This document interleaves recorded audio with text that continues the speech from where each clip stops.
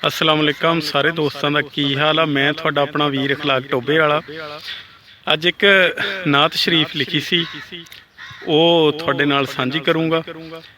दरूद शरीफ पढ़ लो जी। सल्लल्लाहु अलैहि वसल्लम लिखिया कि उच्चा बड़ा नसीबे मेरे नसीब दा, उच्चा बड़ा नसीबे मेरे नसीब दा, उम्मतियां दोस्तो रब दे हबीब दा, उम्मतियां दोस्तो रब दे हबीब दा। एडी बुलंद शान उस दर दी खाक दी, एडी बुलंद शान उस दर दी खाक दी, चुम लेंदा जो भी उस नूं जन्नत खरीददा, चुम लेंदा जो भी उस नूं जन्नत खरीददा, उम्मतियां दोस्तो रब दे हबीब दा।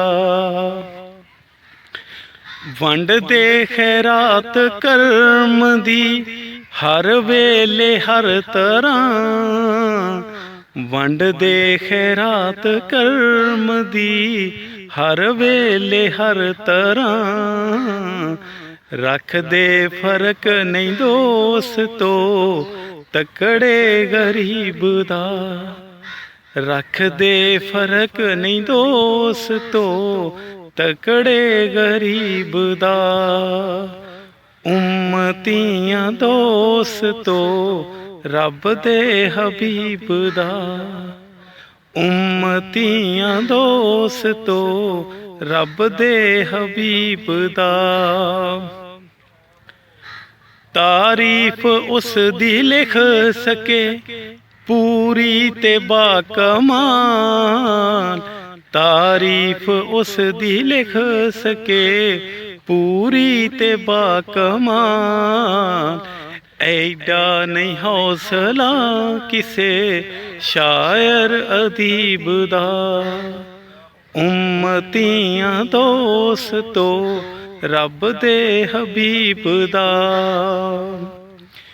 होवे जदों भी दीद पावे होवे हशर दे रोज, होवे जदों भी दीद पावे होवे हशर दे रोज, अखलाक लई तां होवणा लम्हा ओ ईद दा, अखलाक लई तां होवणा लम्हा ओ ईद दा, उच्चा बड़ा नसीबे मेरे नसीब दा, उम्मतियां दोस्तो रब दे हबीब दा, उम्मतियां दोस्तो रब दे हबीब दा।